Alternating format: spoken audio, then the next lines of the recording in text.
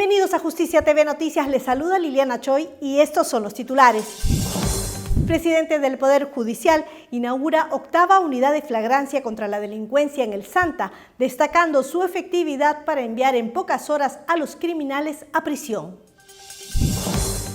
Titular del Poder Judicial propone que bandas criminales sean consideradas como organizaciones terroristas y hace invocación para que el Congreso apruebe ley de unidades de flagrancia. Poder Judicial dictó 12 meses de prisión preventiva para 2 sicarios que intentaron asesinar al alcalde de la provincia de Bolívar en La Libertad. Avalada por sentencia de la Corte Suprema, Ana Estrada cumplió con su deseo de acceder a la eutanasia, conforme a plan y protocolo de muerte digna de salud. Bien amigos, vamos con el desarrollo de la información. Hoy tenemos una edición especial con un tema vital para el país, la lucha contra el crimen. Y en ese sentido, el presidente del Poder Judicial estuvo en el Santa, Ancash, inaugurando una nueva unidad de flagrancia contra la delincuencia. Desde allí, propuso que las bandas criminales sean consideradas como organizaciones terroristas. De repente, es hora de pensar en que debemos calificar a las organizaciones criminales como organizaciones terroristas y con ello tomar medidas de emergencia duras que lleven de una vez por todas a que la Policía Nacional y las Fuerzas Armadas participen en la liquidación de las organizaciones criminales y le devuelvan la paz al país. Hoy en nuestro informe especial les compartiremos el excepcional trabajo que realizan las unidades de flagrancia del Poder Judicial que están sancionando ejemplarmente a los delincuentes, respondiendo con sentencias firmes más del 80% de los casos ingresados en los últimos meses. El presidente del Poder Judicial inauguró en el Santa Ancash la octava unidad de flagrancia delictiva para hacer frente a la criminalidad.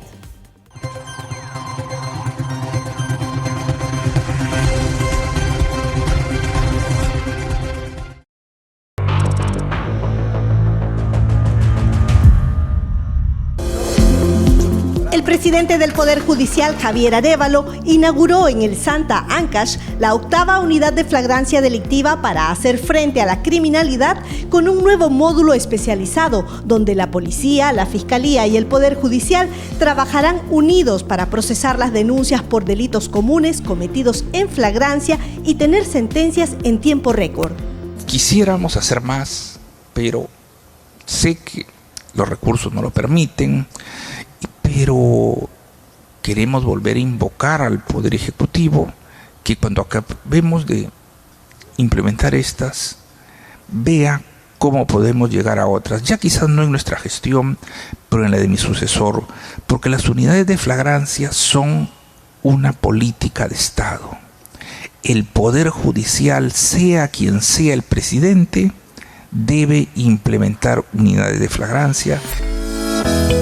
La octava unidad de flagrancia inaugurada en el Santa se suma a las 7 ya existentes en La Libertad, Lima Sur, Lima Centro, Callao, Lima Norte, Lima Este y Sullana, que acercan la justicia al ciudadano. Estas unidades han tenido una altísima productividad.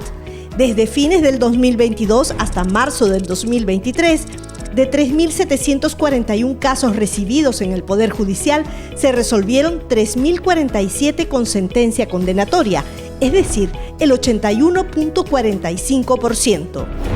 Sentencias que salieron muy rápido, en 24, 48 o 72 horas. Y esto es solo el principio, porque en los siguientes meses se implementarán 4 nuevas unidades de flagrancia en Lambayeque, Arequipa, Tacna y La Libertad, con lo cual en agosto habrán 12 locales implementados por el Poder Judicial para hacerle frente a la delincuencia en todo el país. Sin embargo, para que estas nuevas unidades funcionen, se necesitará más presupuesto y decisión política. Por suerte, el señor ministro de Justicia se ha comprometido a apoyarnos en todo. Y eso es bueno. Un ministro totalmente identificado, y creo que el señor presidente del Consejo de Ministros también ha entendido esta preocupación que tenemos de implementar unidades de flagrancia como puntal de lucha contra la delincuencia. Las unidades de flagrancia ahorran tiempo y dinero al Estado, pero sobre todo y con sentencias ejemplares, sacan de carrera a los delincuentes, que son una amenaza en las calles. Condeno a Roger Yulinio Centurión Mostacero a 10 años de pena privativa de libertad efectiva por el delito de robo agravado. Según el Instituto Nacional de Estadística e Informática, 15 de cada 100 peruanos revelaron haber sido víctimas del robo de dinero, cartera o celulares. 4.000 de estos son arrebatados a sus dueños cada día.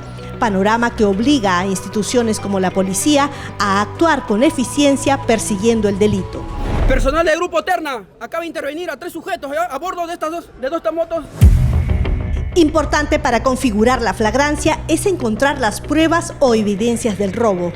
Hay un arma de fuego. A ver, arma de fuego. Un arma de fuego, ¿ya? La especie, ¿no? El cual más. Han arrebatado ya y esta es la agraviada.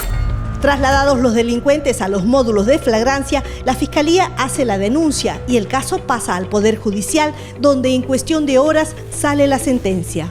Condeno entonces a estos dos señores como coautores por el delito contra el patrimonio en la modalidad de hurto agravado a la pena privativa de libertad de 5 años.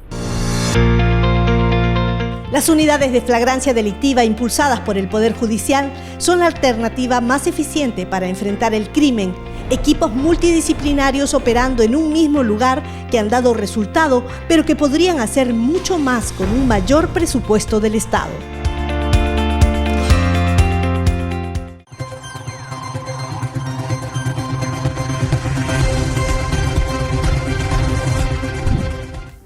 Y a propósito de la inauguración de la 8ª unidad de flagrancia, nos conectamos ahora con Kelly Medina, quien estuvo en Ancash recorriendo con el presidente del Poder Judicial el nuevo módulo de flagrancia.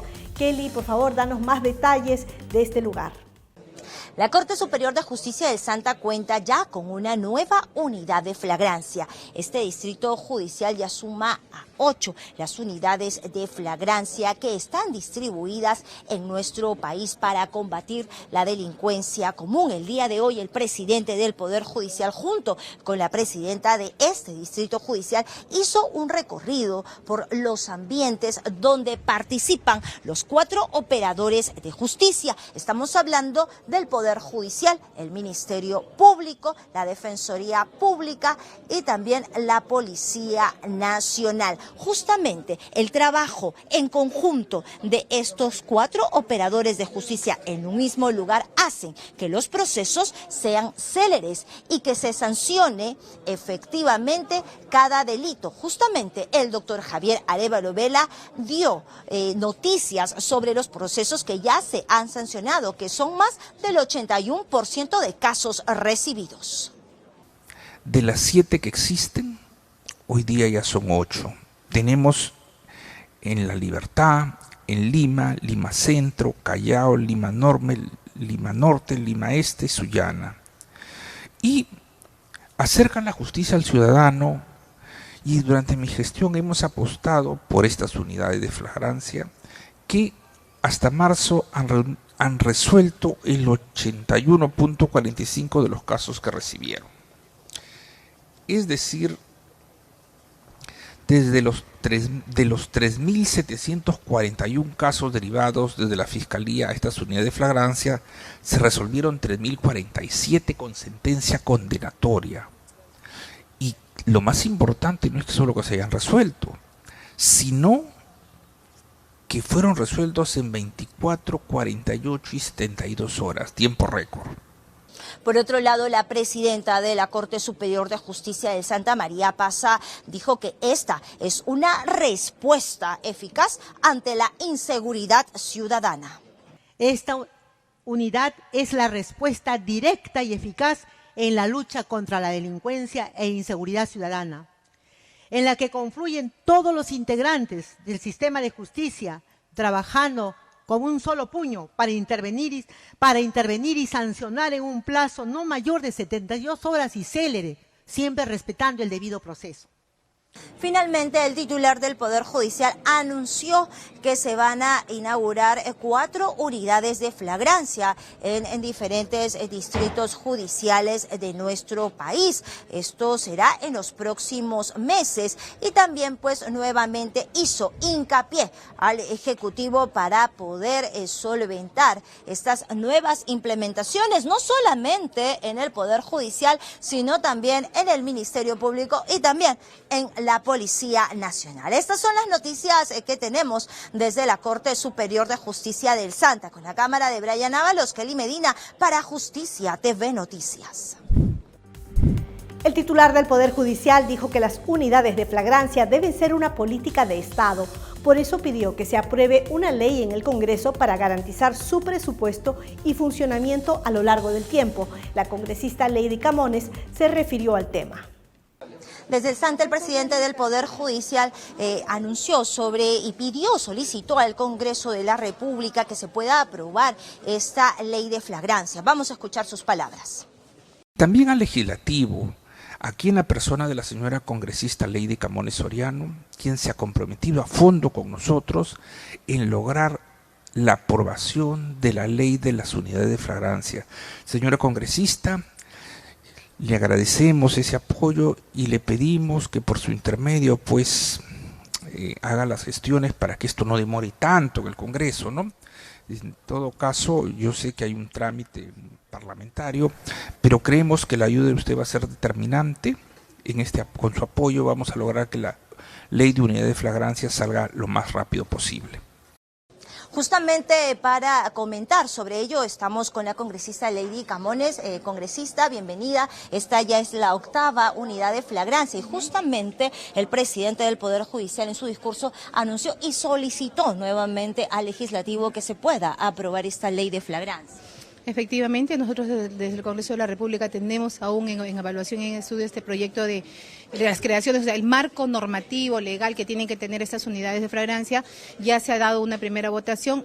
Sabemos que el Ejecutivo ha presentado también su propio proyecto, ha regresado a comisión esto para que se una el proyecto que tenemos como legislativo con el del Ejecutivo y poder sacar una ley que regule pues todas las actividades que requiere pues estas unidades de flagrancia. Nosotros felicitamos el liderazgo que tiene el Poder Judicial y que de manera conjunta con la Fiscalía, la Policía, la Defensa Pública están haciendo realidad estas unidades directamente para combatir los índices de criminalidad, ¿no? Entonces, justamente el presidente también ha hablado sobre porcentajes. El 81% de casos que se reciben son resueltos con sentencias efectivas. Claro, entonces se está demostrando que la implementación de las unidades de flagrancia son efectivas, dan resultados. Esto va a evitar que tengamos pues recarga de expedientes procesales dentro del Poder Judicial, dentro del mismo Ministerio Público, porque en el plazo máximo de 72 horas vamos a tener los casos resueltos. Entonces hay que hacer entender a la población sobre todo de que la importancia que tienen estas unidades y también exhortar al Ejecutivo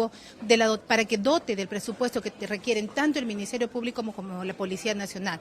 Sin presupuesto nada en el Estado se mueve. Entonces, si estas unidades están dando resultados positivos, y como tú dices, tenemos 8, 3 de ellos en regiones, van a implementar una segunda en la región La Libertad, donde sabemos que los índices de inseguridad son bastante altos y habiendo dado resultados en La Libertad, entonces se va a implementar una segunda unidad.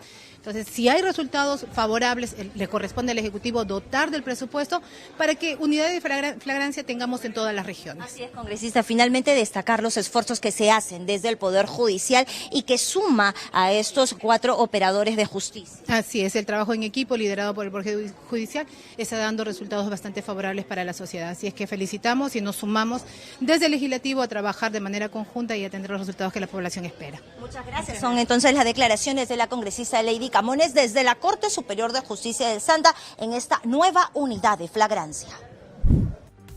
Cambiamos ahora el ángulo de la información para contarles que el Poder Judicial declaró improcedente la acción de garantía presentada por la defensa de la presidenta Dina Boluarte con el fin de anular todo lo actuado en la diligencia de allanamiento a su casa en Surquillo por el caso de los relojes Rolex. Karim Vallejos nos tiene toda la información. El Poder Judicial declaró improcedente el recurso de habeas corpus presentado por la defensa de la presidenta de la República, Dina Boluarte, para dejar sin efecto todo lo actuado en la diligencia de allanamiento que ejecutó la Fiscalía y personal policial de la DIVIAC en su vivienda el pasado 29 de marzo. Este instrumento legal presentado a favor de la presidenta fue interpuesto contra el fiscal de la Nación, Juan Carlos Villena, por una supuesta vulneración del derecho a contar con un fiscal competente y a un debido proceso garantizado. El letrado justificó su demanda argumentada en que el actual fiscal de la Nación no juramentó ante la presidenta de la República, por lo que refirió que se trata de un fiscal deslegitimado y, por ende, todas las actuaciones procesales realizadas hasta la fecha para investigar a la mandataria son nulas. En su resolución, el juez Juan Carlos Núñez Matos, a cargo del primer juzgado constitucional de Lima, señaló que en este caso solo resulta aplicable en el caso del fiscal de la Nación titular, algo que no se da en el presente caso al tratarse de un fiscal interino. El juez concluyó en su resolución que no se vulneró ningún derecho constitucional. Se conoció que el abogado de la mandataria presentó un recurso de apelación en esta investigación preliminar que se le sigue a su patrocinada por el caso de los relojes Rolex. El Poder Judicial dictó 9 meses de prisión preventiva para una pareja de ecuatorianos que mató a golpes a un hombre en Puno. El ataque se produjo luego que, a decir de los procesados, la víctima le lanzó un piropo y se quiso propasar con la mujer, provocando el ataque desproporcionado que lo llevó a la muerte. Gracias por el pase. El magistrado Joel Rivero Salazar, juez del segundo juzgado de investigación preparatoria de Puno, dictó 9 meses de prisión preventiva en contra de 2 personas de nacionalidad ecuatoriana por incurrir en el presunto delito de lesiones graves con subsecuente muerte. La medida coercitiva fue impuesta para Valeria Viles Molina y Jordan León Córdoba, quienes el pasado 16 de abril habrían golpeado al ciudadano Eleuterio Pachacútec Choque dentro de un inmueble ubicado en el sector Yanamayo de la ciudad de Puno, causándole heridas mortales en la cabeza.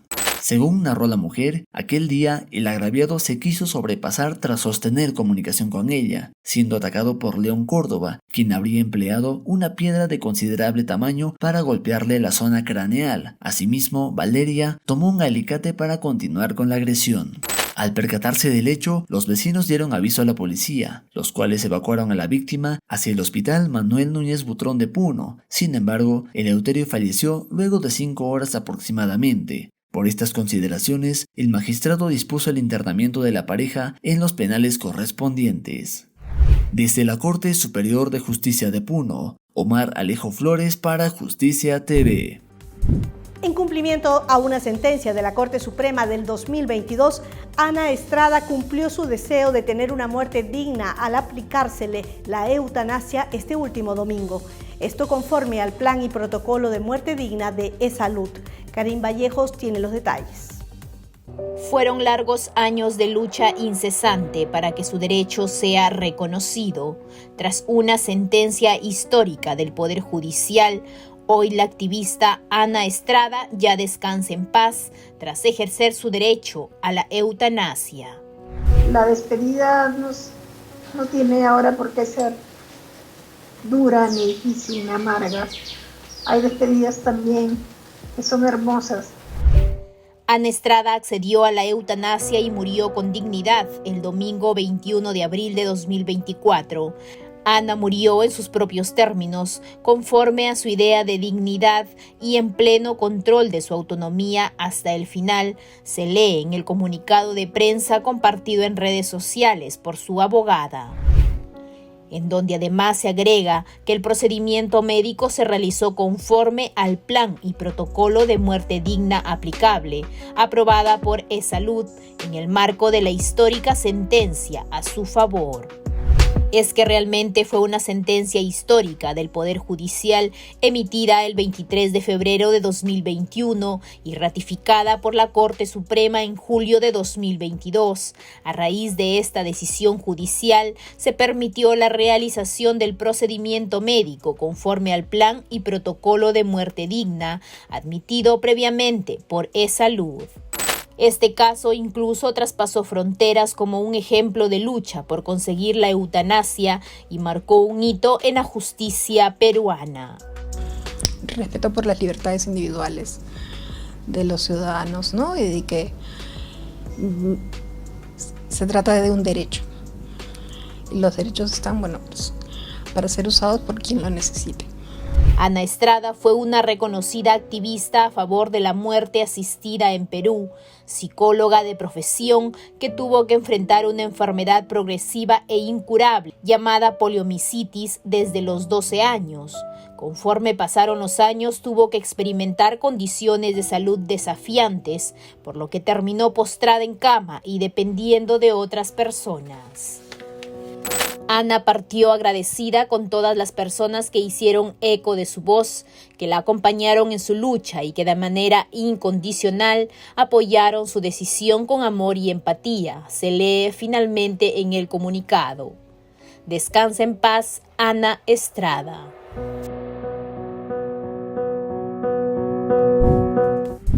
Bien amigos, es momento de hacer una breve pausa, pero regresamos.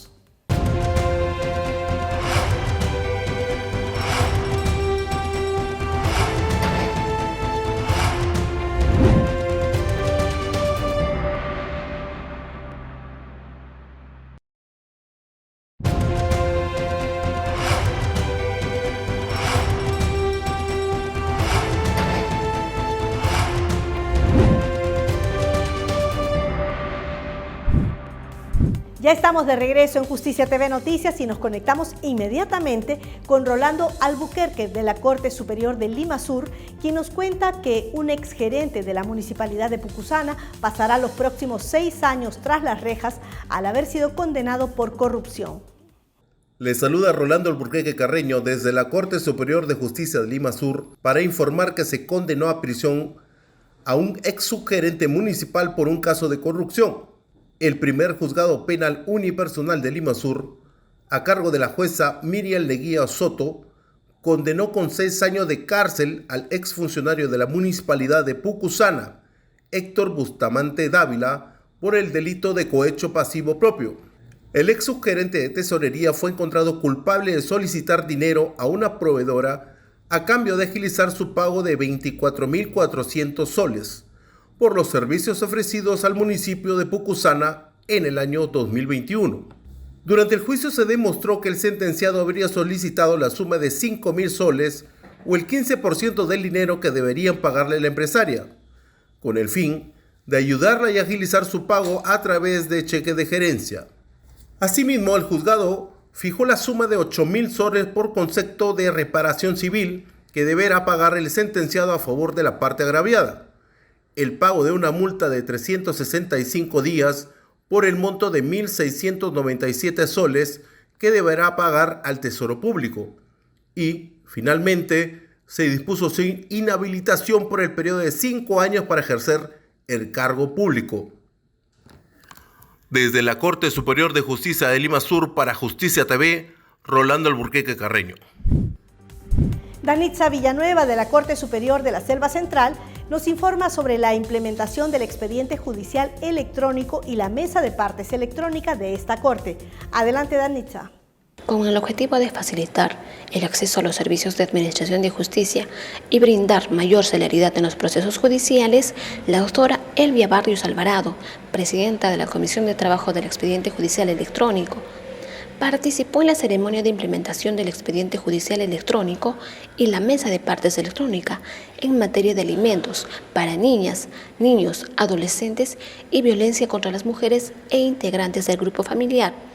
La jueza titular de la Corte Suprema de Justicia de la República, en representación del presidente del Poder Judicial del Perú, presidió este acto protocolar de inauguración que se realizó en la provincia de Oxapampa y distrito de Perené.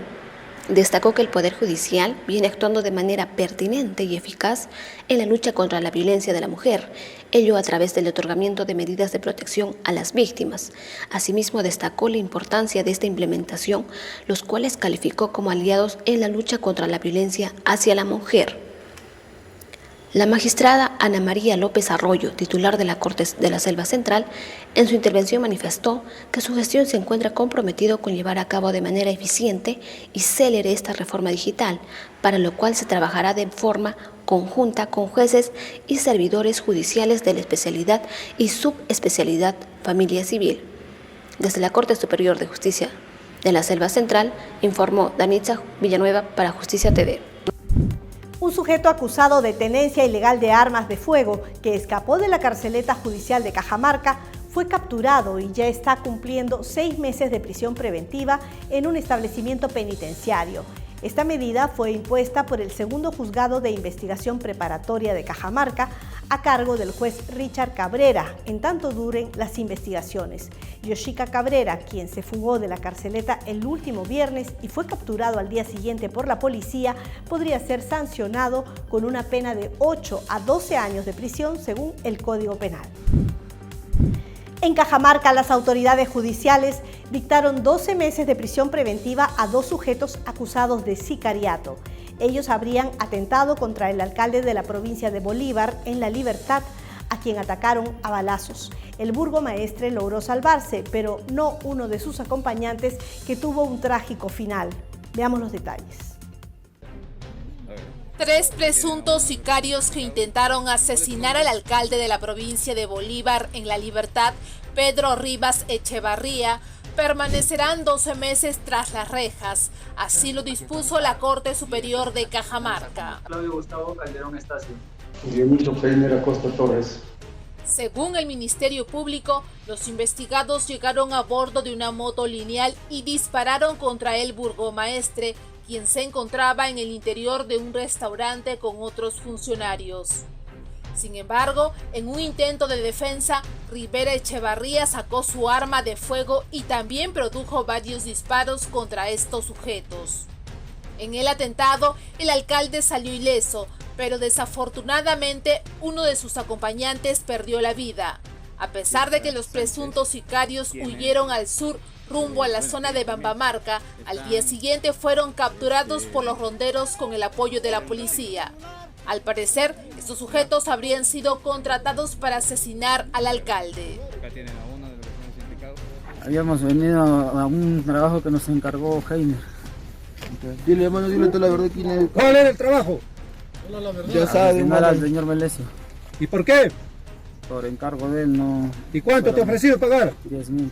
Pedro Tacilla Luján, Dionisio Acosta Torres y Claudio Calderón Estacio vienen siendo investigados por la comisión del delito contra la vida, el cuerpo y la salud en la modalidad de sicariato a cargo del Juzgado de Investigación Preparatoria de la provincia de Bolívar. En ceremonia realizada en el Salón de Embajadores del Palacio Nacional de Justicia, el juez supremo César San Martín Castro tomó juramento a las magistradas Cecilia Espinosa Montoya y María del Carmen Gallardo Neira como juezas supremas provisionales. La doctora Espinosa Montoya reemplazará por motivo de vacaciones a la jueza suprema provisional Jacqueline Yalán Leal, integrante de la Cuarta Sala de Derecho Constitucional y Social Transitoria. En tanto, la jueza Gallardo Neira sustituye al juez supremo provisional José de la Barra, integrante de la Sala Civil Transitoria. A través de un referéndum, Ecuador aprobó dar luz verde a la extradición de compatriotas que hayan cometido delitos en otros países. Esto en un intento por endurecer las medidas contra la delincuencia en ese país. Con un 65%, la extradición de ecuatorianos fue aprobada para endurecer las leyes contra el crimen organizado y la violencia que azota al país, propuesta planteada por el presidente Daniel Noboa. El referendo se dio en medio del conflicto armado interno, la peor crisis energética de la historia nacional y con 3 asesinatos a autoridades en la semana de las votaciones. Según el conteo rápido del Consejo Nacional Electoral, Noboa ganó en 9 de las 11 preguntas planteadas. El sí a favor se impuso con la pregunta sobre modificar la Constitución de Corte Socialista del 2008, que establece que en ningún caso se concederá la extradición de nacionales. 6 de las preguntas del referendo iban dirigidas a reformas legales y 5 a enmiendas constitucionales. La mayoría perseguía dar protagonismo a las Fuerzas Armadas en la guerra contra el narco. La extradición de ecuatorianos que prohíbe la Constitución era la punta de lanza del referendo. La población había sido consultada sobre este asunto el año pasado, antes del asesinato del candidato presidencial Fernando Villavicencio, pero él no se impuso con un 52%. Muchas gracias por acompañarnos en Justicia TV Noticias. No se olvide que tenemos una cita de lunes a viernes a las 9 de la noche en los canales 13.2 de Señal Abierta, 21 de Claro y 551 de Movistar TV. También por las redes del Poder Judicial y en simultáneo por la Agencia de Noticias Andina. Además, por 9 canales regionales aliados. Los dejamos ahora con imágenes de la isla Taquile en Puno. Permiso.